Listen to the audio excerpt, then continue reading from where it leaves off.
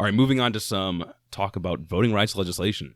There may be some movement on this, but probably not. Oh, for real? Yeah, voting rights legislation has taken kind of a backseat for these while these infrastructure talks are happening. Yeah. But Chuck Schumer motioned that he has a plan to have the Senate hold a vote on some kind of voting rights reform before the end of the summer, which I would imagine is going to be some watered-down version of the For the People Act that's going to attempt to get all 50 Democrats on board. But it's hard to see a reality where any Republican is going to vote for voting rights legislation. I don't see a reality, especially with they haven't cut out voter ID, or they haven't added voter ID, right? Right, but even then, I feel like Republicans will not vote for any voting rights package unless it explicitly says black people can't vote, and it will directly make it harder for them to get elected. Yeah, because any expansion to voting rights, any kind of bill that makes democracy more prominent in our society is going to suck for them. It's just not in their best interest to vote for it. Democracy is bad for the Republican Party. That should tell you something. Yeah. That should tell you something. This can't be packed into budget reconciliation because it has nothing to do with the budget. It's all about election integrity and security. Parliamentarian ruled that. Love that job. Right, so it's got to go through regular order, which means the filibuster. Which means it's got to go through the filibuster. Busting my balls. That's right. And Republicans voted a couple of months ago to prevent debate on H.R. 1. Just debate, not even to pass the bill. They just prevented debate. And we all know how well debate works. Right, so I'm not sure what makes Democrats think this is going to work. But I guess we'll see. And I would argue that gerrymandering is probably the most important issue inside of H.R. 1 that has to be dealt with before the lines are redrawn for 2022. Coming up real soon, isn't it? Yeah. Census data is supposed to release, I think, next week. I think it's supposed to be distributed to states to draw their lines, and states can move to immediately redraw the lines as fast as they have that data. So that something's got to be done with it. And if you don't know, gerrymandering is the process of redrawing district lines to the extent that your party or your ideology has an advantage. Yeah. And has been often used to make it so the power of the black vote or any minority community's vote is lesser than the power of the white vote, or just make it so Democrats don't have as much voting power. Yeah. For example, Austin, Texas, the most diverse place in Texas, is split up into 6 different districts. So effectively, anyone within Austin voting Democrat, because it's a blue part of Texas, their vote doesn't matter. Right. And they're Texas represented by conservative. Yeah, Texas is very, very bad. Yeah. And I've seen some estimates that the House could flip even if we have the exact same turnout simply based on redrawn district lines, which is insane to think about. If we get the exact same votes, the House could become Republican controlled simply by the fact that they get to redraw district lines. They could hold all 3 chambers by 2024. Yeah. But not by convincing any more people of their policies. Yeah. Not by campaigning better or being more populous in their intent, but simply by corrupting the system. Cheating. Yeah, gerrymandering just simply cheating. Just by cheating. Look up Dan Crenshaw's district. Yeah. It looks like his eye patch. Yeah, it's insane. And it's almost impossible to out-organize gerrymandering.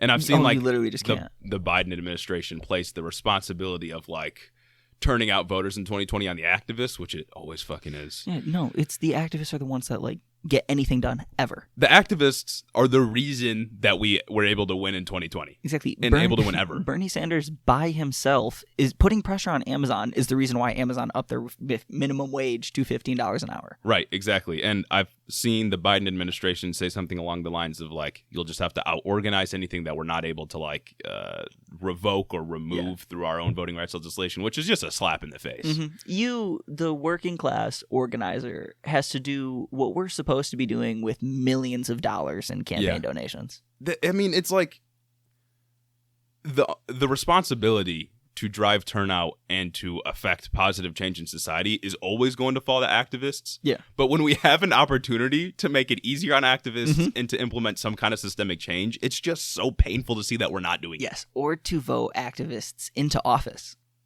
Right. But also, that's the problem with liberalism.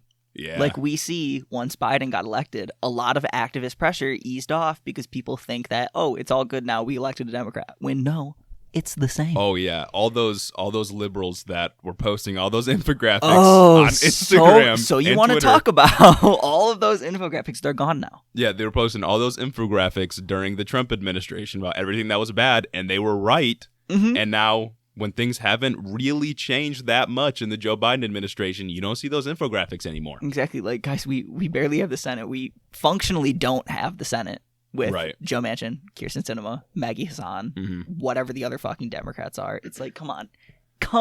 You can at least still shit on Mitch McConnell. Right. You can at least still shit on Ron DeSantis, Greg Abbott, all those guys. Like, oh my goodness. I feel like your critiques shouldn't be like your critique should be independent of whoever is in the White House or whoever's in power. 100%. Like in order for you to be ideologically consistent, you have to be willing to critique everybody, even if it's a president you voted for. Oh my God, yeah. Like, I voted for Joe Biden. Sadly, I hated it. Same. I hated it, but I wasn't about to vote for Donald Trump or the third party candidates. Like, come on. No, Kanye. Oh, actually, it was either Joe or Kanye. Yeah, I'm coming out as a Kanye voter. Yeah, guys, I'm going to come out as a part of the birthday party. So facts. Yeah, but anyway, back to gerrymandering. I don't know. I don't think there's any real way to out-organize it other than just try really hard. And even then, if the lines are drawn in a way that, like, no matter how many voters you turn out, it doesn't matter, then, like, it's not going to change anything. Like, they will be. They are. I'm pretty sure everyone in Austin could turn out, but because of how the lines are drawn, how Austin is divided into 6 different districts, they can just never have Democratic representation. Right, and we talked about a few weeks ago in Texas specifically, some of the legislators left because they were trying to implement voter suppression tactics in Texas. They just left so they didn't have quorum. And theoretically, they could do the same thing about the map when they're trying to gerrymander districts, but they got to vote on a map eventually. Like, something has to happen. The Supreme Court has mandated many times that you have to have a new map out when census data is out. Yeah. Or, like, your elections are just going to be null. So you got to do it. There's no real way for Democrats in Texas specifically to prevent gerrymandering from happening. And if you don't know, gerrymandering are the process of redrawing district lines has to pass just like a bill would, has to pass both chambers of any state legislature and then be signed off on by the governor. It's basically passing a bill. And there's no real way Democrats can prevent that from happening in most Republican states. They can redraw lines on very arbitrary metrics. Like, they used to just straight up redraw it on racial lines. Yeah. Fun how that works. Like, I think as of 2013, it was like outlawed. You can't do it on race. So they started doing it by income. And I'm pretty sure they still do it by income. But those two things are very intimately linked because of things like systemic racism. Just very intimately linked. Right? You can't separate the class outcomes from the racial outcomes. Intersectionality, right?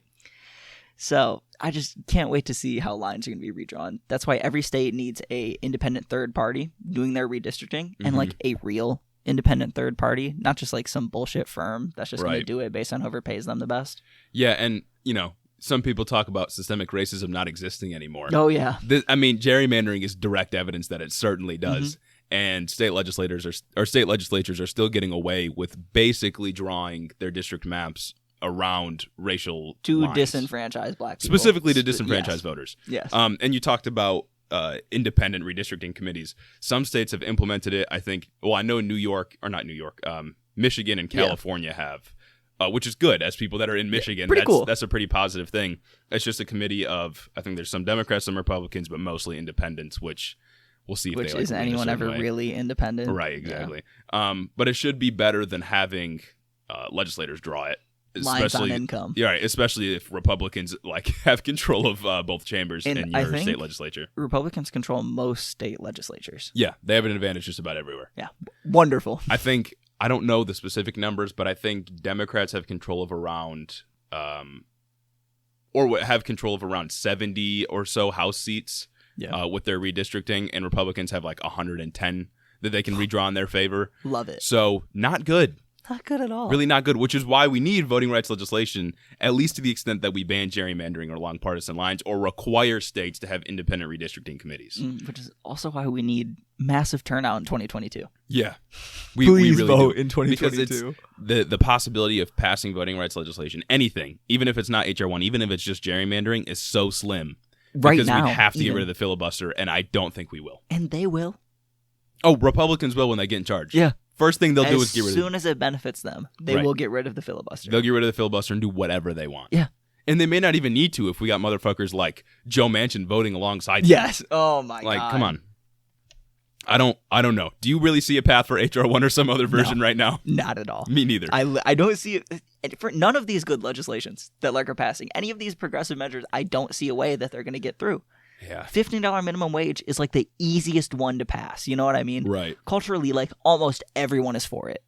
Yeah. Almost everyone is for it. 60% of Florida voters. Yes. Hog ass Florida. Right. Like, come on, dude. Miami-Dade County, Florida. Yes. Come yes. on. I remember Kyrsten Sinema's specific reason for voting against the $15 minimum wage within budget reconciliation was because she said, I think this can pass on its own. That's not how politics works. Like, respecting the traditions, no one else is going to do that but you and Joe. Yeah, not at all. And you don't even do it to respect their traditions. Like, you just want your name in the news. Right. You just want the clout, or you just want to, like, seem bipartisan so that you can get elected in your, like, purplish state, or for Joe Manchin, his red state. Yeah. Yeah. And he's probably going to run again, which I think is why he's doing all of this stuff, so he can still appeal to the Republican voters in his state. But still, like, that's just placing electoral politics over your fucking job. Exactly. Over the lives of actual real people. Right. And this is not to say that, like, if you're an activist or you're a voter that's going to go out and vote in 2022, that we can't win. That is not true. No, for sure. I don't want to be mistaken for sounding like apocalyptic almost. Yeah. But gerrymandering makes it significantly harder for progressive candidates or even just regular liberals to win. Yes. And unless we do something about it, it's going to get really hard. And I think we have to acknowledge that reality if we're to even try to win in 2022 or 2024 for that matter. Just the best way to get a higher turnout is to talk to your friends. Talk to your quote-unquote centrist friends. Talk to your conservative friends. Just try to get them on the right side. Do what you can. Center yourself if you're white. Use your privilege to get into the spaces that other people of color and other activists can't get into, and start introducing these ideas. Right. I mean, that's one of the reasons that we started a podcast beyond, being pretentious and liking to hear ourselves talk. Being a bunch of narcissists. Right. But beyond being that is that there's such a void of actual leftist commentary in the world. And if we can influence any amount of people, it's going to be worth it every time. And also, we like to talk about politics, 100%. So it just goes hand in hand. So, yeah, you got to talk to your friends about this stuff. Even if it's just like 5 people that you can get out to go and vote. It's going to matter, especially in gerrymandered districts. It's about radicalizing your friends, and the easiest way to do that, it goes back to what Joe Biden said in the town hall. One of his only good points in the town hall was when he was talking about vaccines and how to get more people vaccines. It's about people that they trust, telling them that the vaccine is going to be safe. Right. It's about you talking to your friends, the people around you that trust you, and slowly just introducing these ideas, normalizing ideas like the democratization of the workplace, $15 minimum wage, all these other progressive measures, Medicare for all. Or even just vaccines. Yes, also vaccines too. And you just, honestly, like, from my experience, you don't even have to know that much about these topics. No, we're dumb. To fucking dog somebody. Like, I'm an idiot.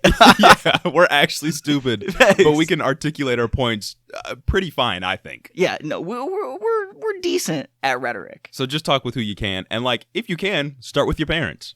You know your parents pretty well, and some people's parents are like beyond saving at this point. Yeah. Like, some people are just too far gone. You're not going to be able to get them out of that conservative mindset. But start with your family, start with your friends, and eventually you can branch out, and you'll feel more comfortable talking to people that you may not usually talk to. Exactly. So it's kind of, as it always has been throughout all of history, it's going to be on young people to get us out of this mess. Oh, God.